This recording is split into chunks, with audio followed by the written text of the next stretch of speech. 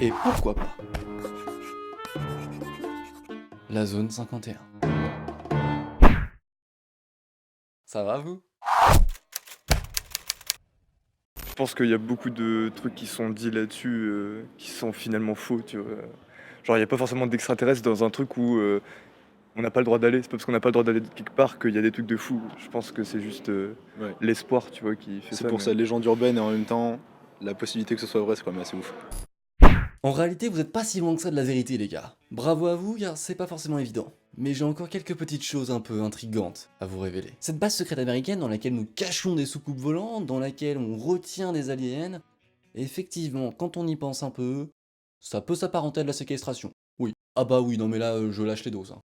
Bon, j'imagine que si vous êtes là, c'est pas tellement pour parler géographie, ni même constitution de la base en elle-même.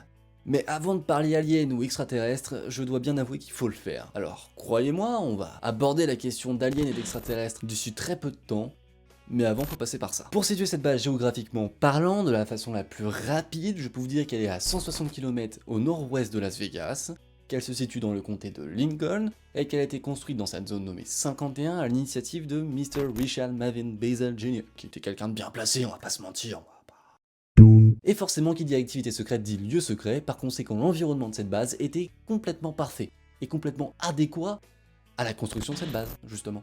Et quand je dis que ce monsieur Richard Marvin Biesel Jr. était bien placé, c'est qu'il bossait à la CIA, voilà, il était en charge du développement de certains avions américains secrets. Et ça c'est beau. Et oui monsieur. L'environnement que je qualifiais de parfait, c'est son entourage réalisé par des chaînes de montagnes, et ça d'ailleurs ça va soulever quelques questionnements par la suite. Oui, par la suite, mollo lastico quand même, hein, on va passer par d'autres étapes avant. Qui dit lieu secret, activité secrète, dit aussi protection totale. Eh bah oui, sniper, avion de combat, patrouille, tour de garde, tout est absolument mis en place dans un périmètre pouvant aller jusqu'à 40 km autour de la base pour justement protéger tout ça. A priori, avec ce que je viens de vous dire, on pourrait dire que ça rigole pas vraiment niveau sécurité. Mais alors pourquoi est-ce qu'autant d'informations nous sont accessibles? C'est pas vraiment sérieux tout ça.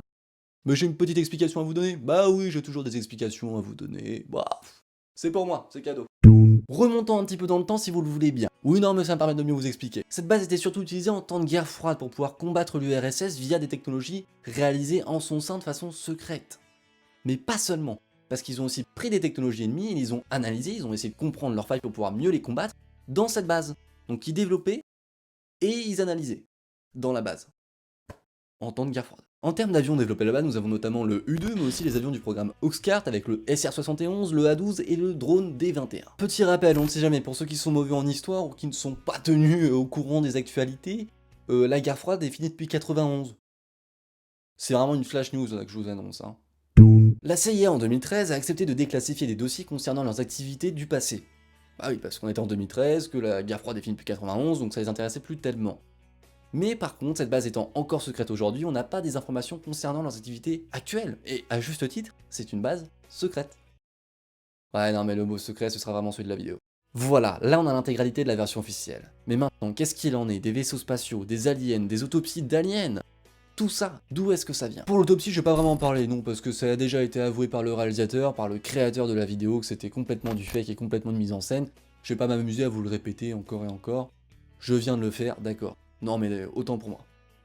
Concernant tout le reste, ça vient de témoignages d'anciens employés. Alors vous devez bien vous en douter, quand vous signez dans une base secrète, vous signez aussi votre liberté d'expression. Bah oui, vous êtes pas vraiment censé parler de ce qui s'y passe, hein. Non, pas vraiment. De toute façon, sinon, il peut vous arriver des bricoles. Ah bah ouais.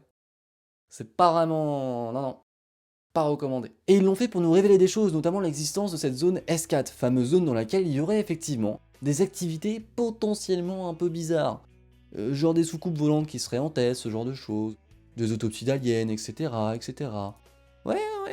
Et il paraîtrait même que l'intégralité des employés de la zone 51 ne connaîtraient pas forcément l'existence de cette zone. Juste avant que ça parte trop en vrille. On va se mettre d'accord sur un truc. Surtout parce que là, je vais commencer à énoncer les témoignages, ça va partir un peu en vrille. Des soucoupes volantes, on sait en faire. Nous, en tant qu'humains, on en a déjà fait, on en a déjà produit, qui fonctionnent réellement, on a déjà volé avec des soucoupes volantes. Et je peux vous dire qu'il y a beaucoup de mauvaises choses à voler avec une soucoupe volante. Mais ça, la Mystère 2 s'en parle très bien. Du coup, si vous êtes intrigué par les soucoupes volantes, allez voir sa vidéo. Vous allez voir que c'est pas forcément alien comme technologie. Hein. Mais avant de passer à tous ces fameux témoignages, pourquoi est-ce qu'on a l'impression que ces technologies extraterrestres, si elles existent, ont été emmenées dans la zone 51? Pourquoi pas ailleurs? Eh bien en réalité, ça a un très gros lien avec le crash de Roswell qui se déroule en 1947. D'ailleurs, pour ceux qui voudraient... Oui, j'arrive comme ça. Pour ceux qui voudraient voir une vidéo sur Roswell, hein, pourquoi pas sur Roswell, n'hésitez pas à me le dire dans le petit vote qui va apparaître sur l'affiche, ou sinon dites-le moi en commentaire avec d'ailleurs, pourquoi pas, d'autres sujets que vous aimeriez que je traite dans les vidéos, pourquoi pas. Pourquoi pas. Pour vous la faire courte, dans la vie de Roswell, dans un ranch plus précisément, un ovni se serait écrasé. L'armée serait venue sur place, ils auraient étudié les fameux débris de ce crash, ils auraient emmené et ils auraient déclaré que c'était un ballon sonde. Sauf que la plupart des personnes restent convaincues que c'était un ovni, on en reparlera dans la vidéo dédiée s'il y en a une, et ensuite ils l'auraient emmené dans une base secrète pour pouvoir l'étudier, logique. Base secrète qui aurait été la zone 51. Or la zone 51 on la connaît, elle fut construite en 55. Après pourquoi pas, imaginons qu'ils aient d'abord stocké les débris autre part, et qu'ils l'aient ensuite déplacé pour l'emmener dans la zone 51. C'est tout à fait possible, hein, pourquoi pas. Après beaucoup pensent que l'une des preuves d'existence d'extraterrestres c'est cette base et notamment les observations qu'il y a autour. Des observations d'ovnis. Sauf que le problème, c'est que on a remarqué qu'il y avait un truc qui concordait vachement bien. C'était les heures de vol des nouveaux appareils secrets que donc personne ne connaissait, avec des formes qui pouvaient parfois être surprenantes, innovantes, nouvelles, et les pseudo-dits apparitions d'ovnis. Donc en fait, ce qu'ils pensaient être des ovnis, c'était, d'après en tout cas l'armée et la CIA, simplement des vols tests de leurs nouveaux appareils. Et à la limite, pourquoi pas? Encore une fois, cette explication fonctionne très très bien. Ce n'est pas suffisant pour dire que c'est une preuve qu'il y a eu des choses bizarres dans la zone 51. Non, c'est pas suffisant. Mais ne tirons pas de plan sur la comète tout de suite, hein, on va d'abord s'attaquer aux témoignages des personnes ayant travaillé là-bas.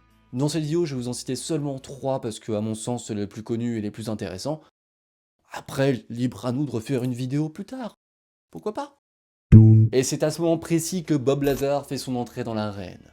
Bob Lazar était un ancien scientifique qui aurait travaillé dans la zone 51 et qui avait beaucoup de choses à nous révéler. Je souligne quand même que c'était le premier à parler. En bref, c'était un scientifique travaillant là-bas, il déclare avoir travaillé sur des systèmes de propulsion extraterrestres dans le secteur 4, mais pas seulement. Il déclare aussi avoir vu des soucoupes volantes voler, en test, voilà.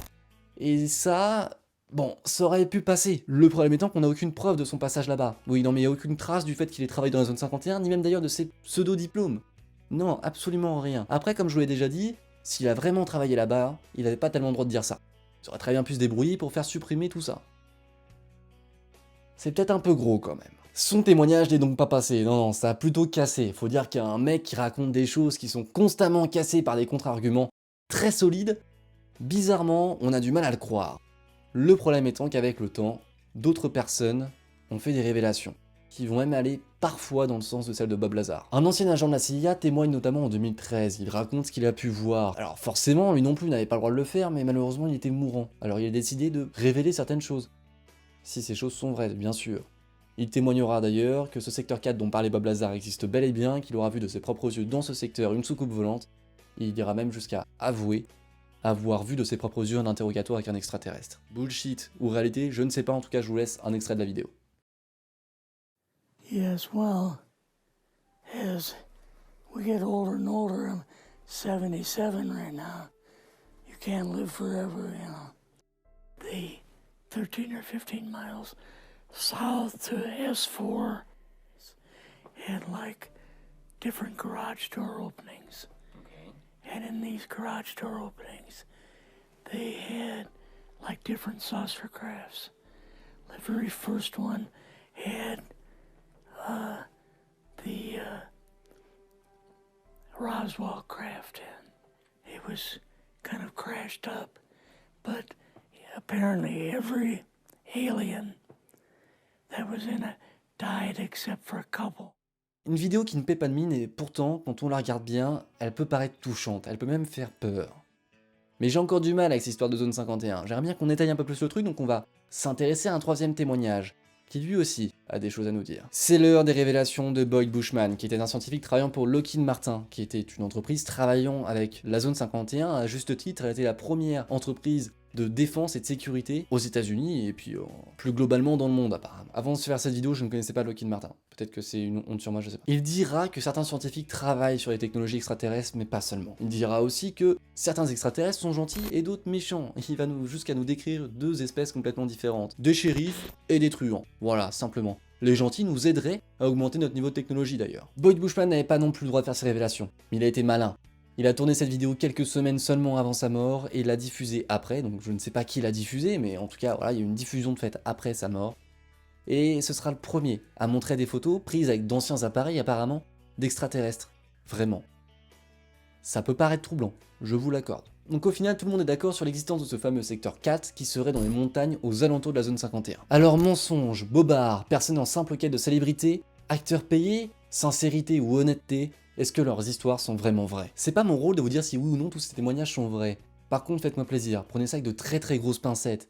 Parce que modifier une vidéo, c'est possible, modifier une bande son, c'est possible. Alors, faites attention, même si pour Bob Lazar, il y a quand même très peu de risques que ce soit modifié, mais lui, il y a quand même plus de chances que ce soit un acteur payé ou ce genre de choses. Et encore, est-ce que c'est vraiment ça? Je ne sais pas, je ne peux pas vous le dire. On peut pas prouver tout ce qui a été dit. On peut pas dire à 100% si c'est vrai ou non. Et alors, étant donné que j'ai vu des complotistes arriver sur ma chaîne il y a très peu de temps, ne me démontez pas tout de suite en commentaire parce que je ne dis pas forcément que ces histoires ou ces théories sont fausses. Mais par contre, je ne dis pas non plus qu'elles sont vraies. Il y a une nuance entre les deux. Je vous les explique, vous en faites ce que vous voulez. Mon job est maintenant fini, vous avez une vidéo de plus parlant de la zone 51, vous avez ma version en tout cas. Si vous souhaitez ajouter des choses à la vidéo, n'hésitez pas, je vous laisse à vos claviers pour le faire, ou même pour en débattre si vous le souhaitez en commentaire. Quoi qu'il en soit, je vous dis à très bientôt pendant la vidéo, et surtout, la zone 51. Pourquoi pas? I could stay like this, forever following you.